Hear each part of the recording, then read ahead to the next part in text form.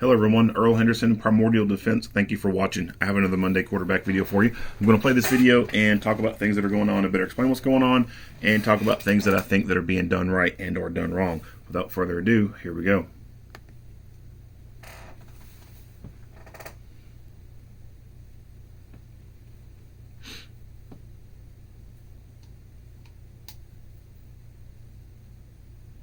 This critical incident video details an in-custody death that occurred on April 25th, 2022 at approximately 3:20 a.m. Warning: the following video contains graphic images and language. It is not suitable for all viewers. At approximately 3:20 a.m., Indianapolis Metropolitan Police Department officers responded to a domestic disturbance in the 3700 block of Marison Place. You love me. Why are you doing County 911. Where's the location? Yes, I need someone to come. My son is having some sort of episode. But not for you, Mama. Where's the zebra? Excuse me. Zebras. Well, think, hello? Yeah, does anyone have any weapons, ma'am? Yes, but not. They're hidden. Okay, is your weapon, or sorry, gun? No. Is your son arguing with you or the father? Excuse me. I can't hear you. Is he arguing with you or the father? His father. Okay, good now. Well. Okay, and what kind of episode is this from? It's like a mental issue. Like, is it from drugs? No, he doesn't do drugs.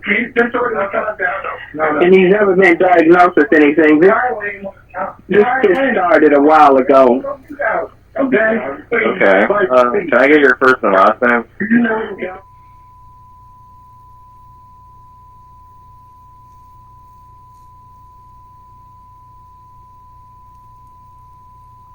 Okay. And what's your phone number? Hey, come here. What's your phone number? 3. Can you verify your address, please? From Marison Place, Indianapolis, Indiana. Okay, we'll get an officer out. Thank you. Okay. Officers do not hear 911 calls. Relevant information was relayed by dispatch to officers en route to the location. 324, 354 domestic, Marison Place and Beat 21. 324. 354, 34 Central. Both cars at 323, father, adult son, and one of them is mental emotional. 354, you can disregard. 354, stay on our line, Trip. 354. 354. Can you start us an additional stage medic? Can you turn 9, I'm sorry. Can you start a medic to stage for mental emotional? Control 1630 is on scene. Officers were greeted at the door by a man who said his adult son, 39-year-old Herman Whitfield III, was having a psychosis. The father asked for an ambulance. Officers immediately requested an ambulance respond to stage near the home while the scene was made safe. When officers entered the home, they saw Mr. Whitfield in a hallway. He was naked and sweating. Mr. Whitfield was moving throughout the home and bleeding from the mouth.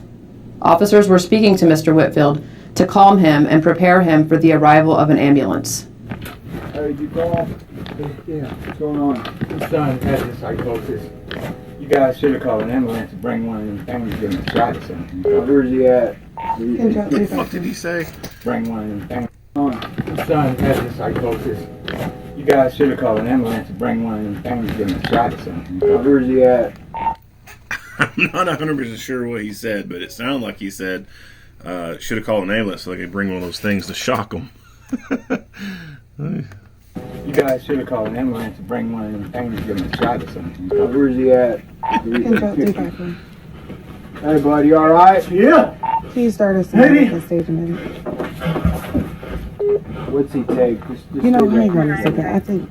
You alright, Can bud? you start a medic to stage for mental emotional? He doesn't take anything. What's he He diagnosed? hasn't diagnosed anything. He hasn't been anywhere. This is something new. Is he diagnosed with anything at all? No. No. What's his name? Herman.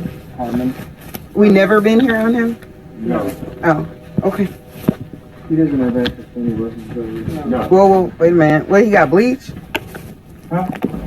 My watch, I think he got a thing of weed. So I like how that, she recognizes that there's blood going on here, and she's putting on BSI, body substance isolation. So anytime you're dealing with anybody that has any kind of bodily fluid coming out of them or it's on them, you need to assume that that bodily fluid has some stuff that you don't want to contract. You need to assume they have the worst. Got HIV, AIDS, hepatitis, you name it. Assume they've got it and put gloves on to protect yourself. I'm sorry. Yeah. I seen. I just don't know how. A little bit more on gloves. So I've seen quite a few videos where people will go to pull gloves out and the gloves are too small. And I don't know if these people just happened to reach into a box of gloves and pulled them out thinking that they were going to fit, never did try them out, and just stuck them in their pocket or their glove pouch, and then found out the hard way that they don't exactly fit very well. So gloves obviously come in different sizes. You got extra small, small, medium, large, extra large, XXL. And from manufacturer to manufacturer, you may have one glove that's a large, but it's a little bit different dimensions than this other company that has a box that's marked large. So whichever manufacturer of glove that you're using, you need to try that glove on and see how it fits. When it comes to gloves, I don't think that the gloves need to be super tight. I think that makes it harder for them to get on during stress, and also makes them more difficult to get off when you get blood on them. Blood is very slippery. If you've never had blood on your hands before, I'm not talking like little drops of blood from like a nosebleed or a little scab being peeled over. I mean like lots of blood. If you've never had lots of blood on your hands, your gloved hands, then you just really have no idea how slippery it can be. And if you have a tight glove and you're trying to pinch the glove at the cuff area to peel it off, well then what could happen is as you're peeling it back, it could slip. And then it's just like a rubber band or a piece of plastic that's elastic. You pull it and then you let go and it snaps. Well, if there's any liquid on it, that liquid's going to bounce off. And so if you've got a bunch of blood on the glove and you pull that glove to take it off and it slips out of your fingers and it snaps back to your hand, well, that blood could splatter up and then get in your face, get in your mouth, your eyes, etc. So I think a glove that is just slightly larger than your hand is the most ideal glove to get. That way it's easier to take off and you minimize any splashing or splattering in the event that you are trying to take it off and you lose control over that glove. And like I said, it's easier to put on. I myself have tried to put gloves on that were a little too conforming to my hand, I guess you say, and maybe a little bit smaller than my hand, and trying to put those on under stress and stretching them caused them to rip. And now that glove is completely useless once it rips. So gloves that, the old saying, it fits like a glove, I don't think that's the best thing to have, is something that fits your hand very well. I think it needs to be a little bit bigger, a little bit baggier, so to speak. Not so much that you can like shake your arm and the damn glove come flying off, but enough so that when you go to put it on, you minimize any chances of it ripping, and when you go to take it off, you minimize any chances of it snapping out of your fingers and splashing blood and stuff everywhere, and just making it easier to get off your hand when you do try to take it off. Gloves realistically need to be switched out every once in a while. So realistically, if you're doing a bunch of stuff, dealing with a lot of people, then chances are you're probably going to be burning through your gloves in your glove pouch. But if your gloves have been in your glove pouch for months, it's probably time to, after a quarter or so, to switch those gloves out. I don't think that keeping a whole box of gloves in your car is the greatest idea because of the heat and everything. Over a while, the gloves are at the bottom of that box. They're going to succumb to, I think, all the heat and everything. I think it's okay to keep the gloves at the station or at the house or, wherever, and you get you a handful of gloves to bring with you, and then at the end of shift, those gloves can be put back in a cool environment where the glove is going to be better maintained in a better cool, dark environment versus sitting in the car where it gets like over 100 freaking degrees. Mmoving on. How far they are, that's why I stayed on. Give me that, give me that drink. Hi, Herman. Is it Herman? What you Yeah, say? Herman. Herman. Right, mommy wants you to sit down. Okay. Come Hi. on, sit down. Herman, can you sit down up here, Herman? Okay. Okay, let me see you do it. Okay. Okay. Right there at the door. Go ahead and sit down, Herman. You are. I can't see you, buddy. Can you sit right there so I can see you and we can talk? No, Well, I don't want to do anything. I just want to talk. Herman, come back so we can talk, buddy. Hi. okay. What's Yes, going yes, on? Honey, Yes. I'm gay. Okay, And- that's okay. And bite your tongue. Cause I'm not saying anything flirtatious. I just want to talk. Daddy, you know. They're not gonna tell him. Officers continued to communicate with Mr. Whitfield for more than 10 minutes. He would speak but did not respond to the officers' instructions or attempts to engage in conversation. During this time, officers lost sight of Mr. Whitfield several times as he moved from one area of the house to another. I can't see it all. Trey, how'd that happen to your lip? I didn't. Trying to keep him from hurting his mother. I got you. Trey, can you hear me?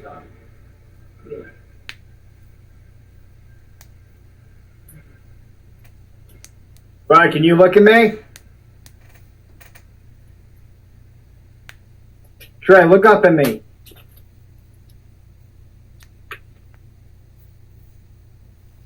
He's not responsible at all. He's just sitting on the bed with his eyes closed.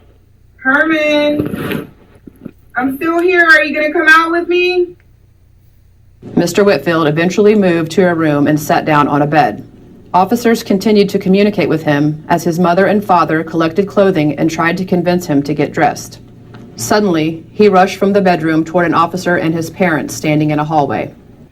Mr. Whitfield ran into the kitchen and began throwing items around the room. He then ran into the dining room. An officer in the living room deployed a taser. Trey, you calming down? You calming down?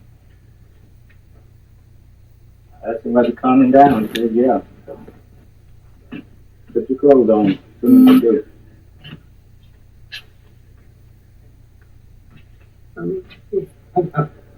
Does he have his underwear? Who's that, Trey? Put these in. Well, just whatever you can get him. If he can't get on underwear, that's fine. If he can only get on a robe, that'll work too. Just enough to get him outside.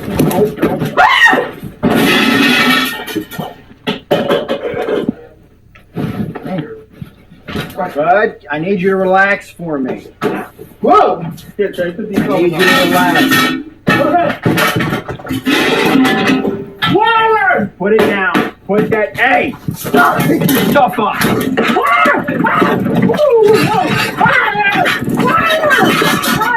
Stop! Stay down! Okay. Stay down! Stop! I'm fine! Okay! I'm fine! Stop! Yes! Stop! Yes! Stop! Yes! Officer Sanchez deployed his taser. After a taser trigger is pulled, it automatically activates for 5 seconds. A review of the data from the device indicates there were approximately 4 seconds between the end of the first activation and start of the second activation. The taser data does not identify if the device is making contact with an individual during an activation. Each use of the taser is evaluated as an independent use of force. A note has been added at the bottom of the screen estimating the start of each 5-second activation of the taser based on the sound of the initial taser cartridge deployment and timeline within the taser data. Due to Mr. Whitfield's size, officers placed him in 2 pairs of linked handcuffs. Once detained, officers waited for the arrival of medics who were staged outside until it was safe to enter the home. Just enough to get him outside today.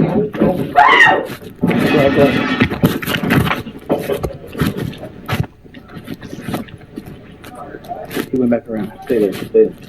You got that.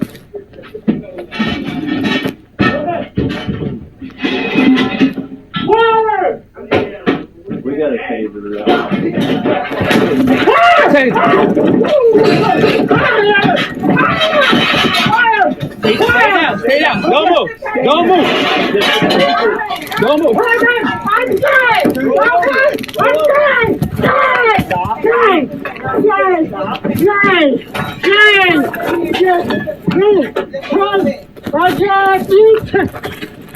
Stay on his head. Can we get that other arm? Can you get one, Bert? I'm gonna keep this locked up. We got him over here, Bert. We got him over here. I'm holding his head. Hold on. He's got the swing that cuff.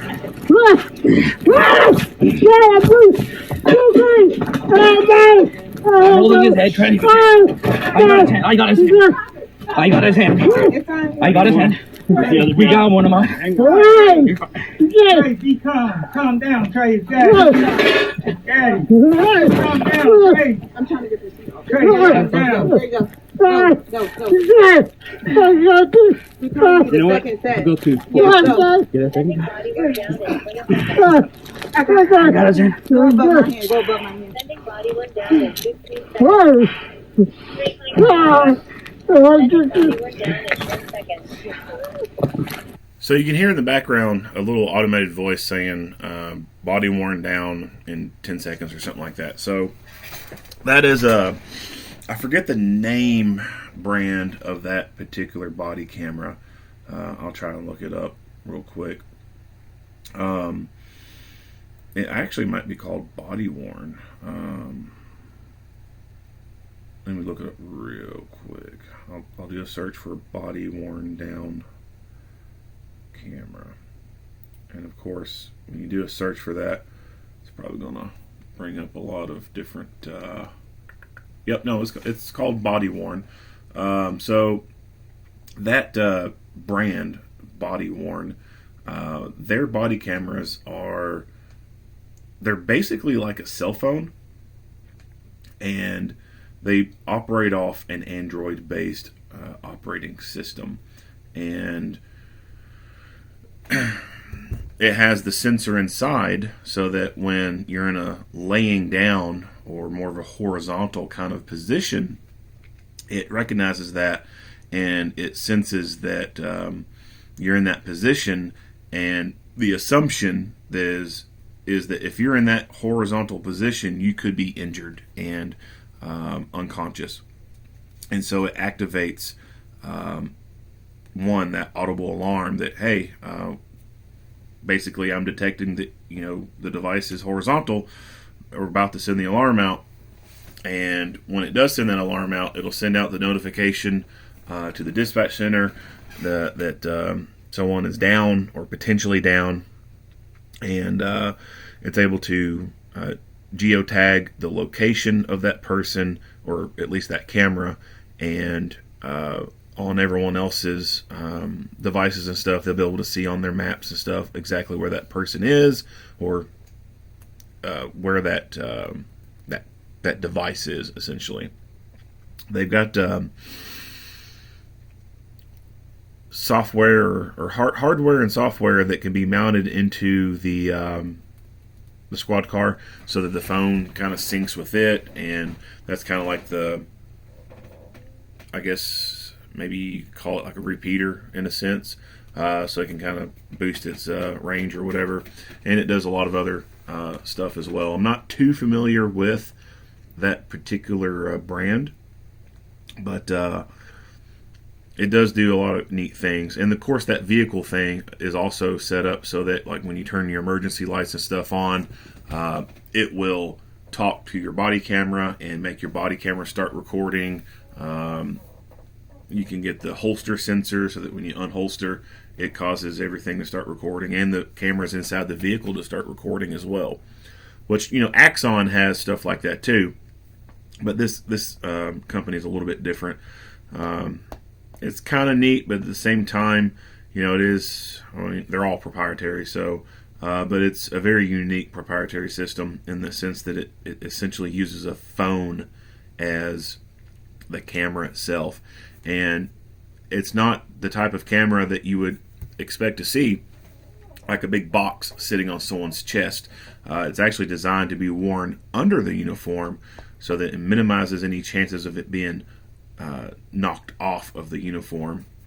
And the kit that it comes with, you can basically have, you know, your seamstress or, you know, whoever is in charge of doing uniform alterations. They can put a hole in that uniform shirt, and it's like this little grommet thing that gets put in place there, so that it's essentially a permanent hole in the uniform shirt with a little metal kind of grommet thing around it to, you know, keep the fabric from ripping and tearing even further.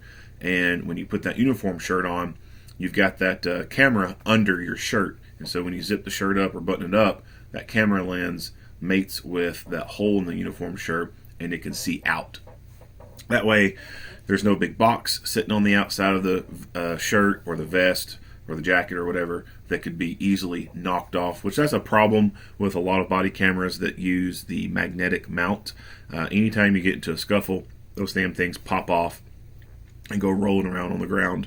So that's one cool thing about that particular brand, is it is I don't want to say impossible to knock it loose, but it's not going to be falling off the person and clattering around on the ground like it would if you had a Axon camera on a magnetic mount or anything like that. Anyway, moving on. Sending body work down in 5 seconds. I got it, body handler. I got the cuff. He's got too much. He's got too much. There we go. Yeah. Right. It was locked up? Yeah.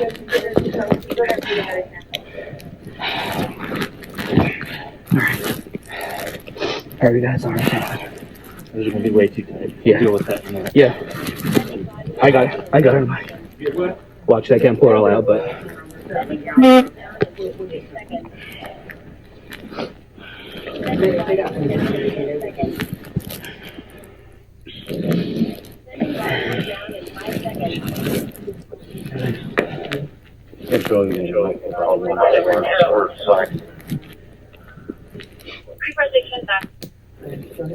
Just tell her we're all fine. I did. I told her you were good in the cinematic now. She knows. I got you. 34610, I do have background. He says he's good. Medics entered the home approximately 3 minutes later. When Mr. Whitfield was rolled over, he was unresponsive. Medics checked for a pulse and called for the initiation of CPR. Mr. Whitfield was uncuffed.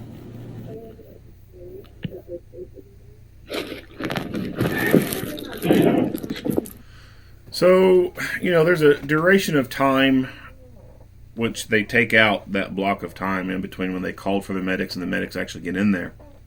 But immediately after the cuffing part, I mean, we'll back it up a little bit further.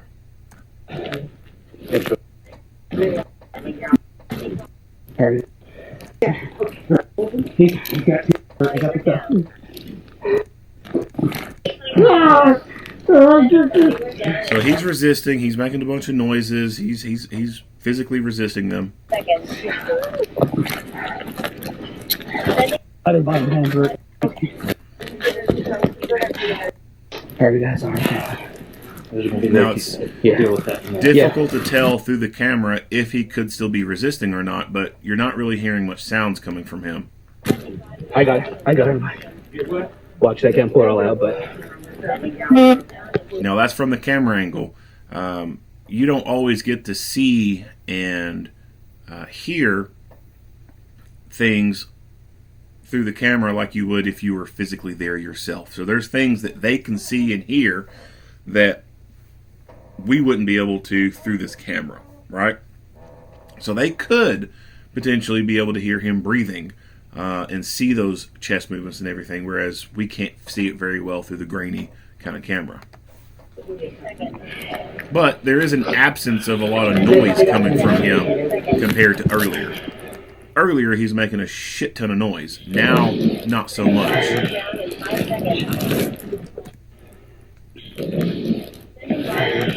Alright, and then they stop moving, but it looks like he moves his head right there.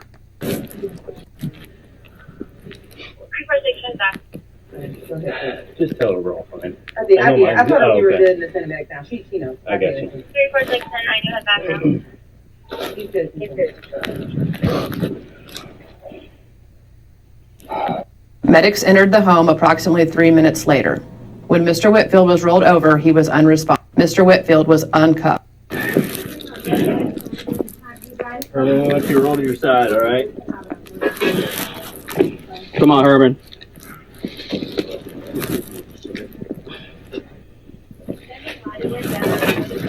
Herman. Hey. Bud. Herman. Hey.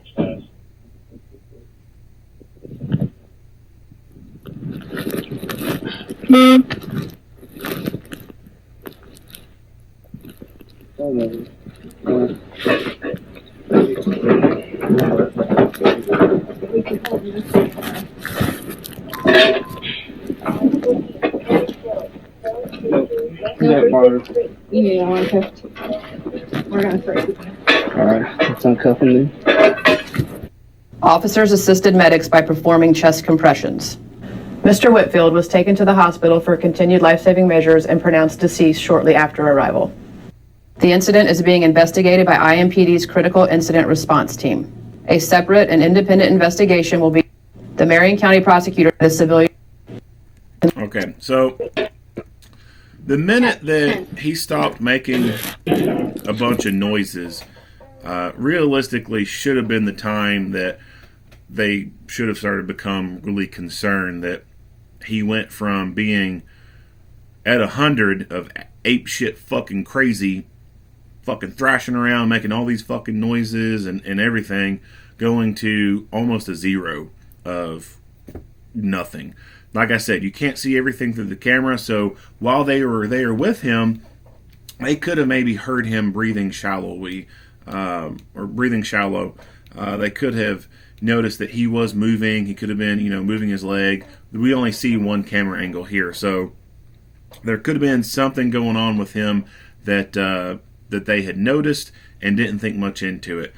This guy is a very large person. He's an obese person, so my thoughts are he has just had basically a heart attack. He's gone into cardiac arrest, and it probably his initial health or bad health is one of the biggest contributing factors to that.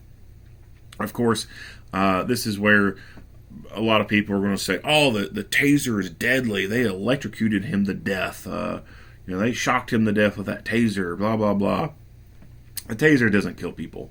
The only injuries that a taser can cause is, one, the puncture wounds from the probes when they enter your body. And if one probe goes into your eye, that's a pretty significant injury. So you get your puncture wound injuries that come from the probes. And then you'll have if you do the drive stun where you just hold the taser unit against the person and you cycle it, you can have the little marks on the skin. So that's an injury right there. Other than that, the only other injuries that the taser can cause is when a person falls. If you get a good taser deployment on a person and they're in a standing position, they lose all control of their muscles. They experience what's called NMI, neuromuscular incapacitation. They'll fall over. So the fall itself, that injury, can occur. If they're in water and you tase them, they're not going to be electrocuted. All right, like this whole Hollywood myth bullshit of water coming into contact with stuff, and it's like it amplifies electricity or something. It's fucking stupid. The only injury or risk of tasing someone in water is they fall over and they can't keep themselves afloat and then they drown. So that's why it's not recommended that you tase anybody when they're in a body of water. Not because they could be electrocuted, but they just won't be able to keep themselves afloat and they'll drown. So the taser has gone through a lot of testing back when it was first introduced into the market. They tased the fuck out of animals. A bunch of pigs, pregnant pigs. They put probes specifically where the arc would go through the heart area of a pig. They put all these sensors and everything on. They did a lot of testing. And from the development of it, or the implementation of it, where it's on the market and being used by law enforcement, the certification process. When you go to become certified to use taser, you have to sit through the class, learn about it, and then you have to be exposed to it. You have to be shot with the taser. There's been millions of volunteer exposures, millions of cops, millions of security personnel have gone through taser classes and have been shot with the taser, and none of them have died from the taser. And you got to think too, within the law enforcement and security sector, you don't always have people who are the greatest health. You got some overweight people that work in law enforcement and security. So there's been people who have been as big as this guy and or as bigger, and they've been shot in class with a taser, and they did not die from the taser itself. I would say what has happened with this guy is this whole fucking episode of him going batshit crazy in the house, his heart beating super fast, having a high heart rate, that probably put some stress on his heart. And then being shot with taser and then being wrestled with jumped his heartbeat even higher. And I would say that the whole culmination of the entire episode that he was having led to him having cardiac arrest. Not the taser. Just the whole culmination of everything involved. And we don't know if he has any drugs in his system right now or not. They didn't specify anything about that. I don't believe in the end. They just said they were doing the investigation, and they didn't include any information about that. So he could have had some drugs in his system that also put him at risk of experiencing cardiac arrest. Now, with all that being said, like I said earlier, he went from 100 to damn near 0 with all the fucking noise and the moving around and everything. So that should have signified to them, like, hey, maybe something's wrong with this guy. And then move him into a recovery position, a lateral recumbent position. Basically move him on his side and then assess him from that way. At that point, there's not much that, they would have done that would have made a difference. I mean, once a person goes into cardiac arrest, the survival rate isn't the greatest. Even when you immediately start CPR right then and there, it's not like the movies at all. You're going to do chest compressions and then boom, they wake up and they're alive. That don't fucking happen. CPR can help keep the brain fresh with oxygenated blood, and when you get the AED there, the AED is what will get the heart back to pumping to a better rhythm. But even then, even with a rapid deployment of an AED, you don't always have 100% success out of that. It's not like someone will drop down and then you run over to the wall, grab the AED, and put it on them and use it within a minute or two. It's not like that is a 100% guarantee they're going to be brought back. So even if they had started CPR, even if they had a fucking AED on their duty belt and they put it into use, there's a chance this dude would not have been brought back to life. This could have happened in the hospital. This could have happened in the best hospital in the fucking world. And there's a possibility that there's nothing that could have been done to bring him back. But there's obviously, with what's been shown here, there's no way to know 100% the physiological stuff that's going on as far as, how massive of a cardiac arrest occurred or anything like that, or if there's drugs involved, and if that was, part of the circumstances that led to his death. Of course, this is going to be something that is probably going to be bad for the community. Now, I thought I remember seeing that this occurred like maybe 2 months ago or something like that. So I'm surprised I haven't heard about this in the mainstream news. You would think that something like this would have made the news and would have circulated around, and all the anti-police people would have been accusing these officers of murdering this guy and all that. But it's the first time I've heard of this. I just happened to check the Indianapolis Police YouTube page and seen the video. So what I know about it is what I've seen in this video.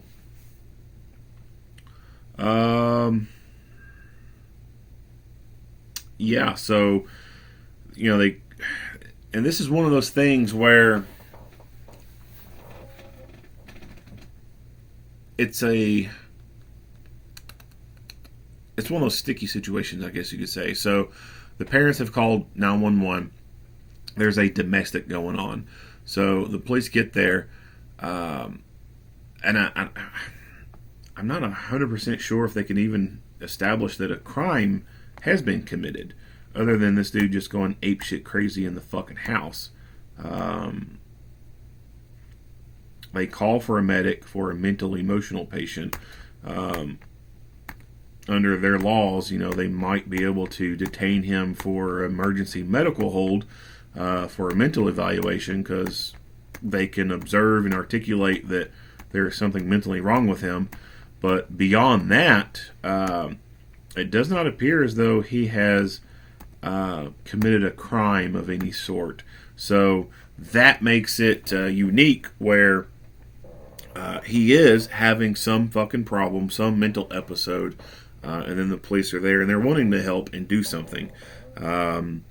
This is one of those things where I somewhat agree with the far left on them saying police just shouldn't go to mental health calls. And this is one of those ones where I think it would have been acceptable that police didn't go to this. Even on the 911 call, it sounded like, all she said that was going on was him and the father were arguing. He's, of course, yelling and making all kinds of commotion. She don't think that he does drugs. He hasn't been diagnosed with anything. This started a while ago.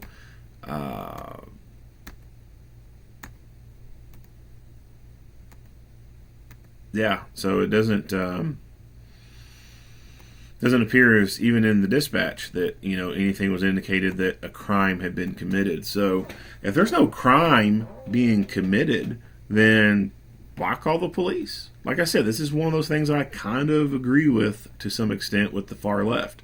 I think that sometimes we put too much responsibility on police and think that police are the fix everything, the jack of all trades. The police are not the jack of all trades. And this is one of those things where I believe that kind of shows. Now, the flip side to that is the ambulance company. Whether it's a private ambulance company or it's a part of the local government, it's like a part of the fire department or whatever, they may have policies in place that say they don't want to go to a call that could be a domestic violence type of situation without any type of protection, because they don't carry guns. And if they go into a domestic, which domestic violence incidents have historically been extremely deadly for first responders and very dangerous for first responders. Lots of cops have been injured and killed going to domestic violence calls.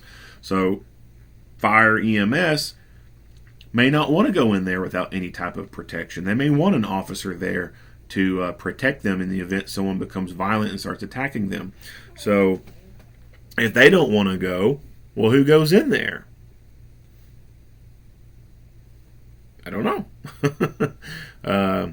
Maybe one of these social workers could be called at late in the night to go do a house visit.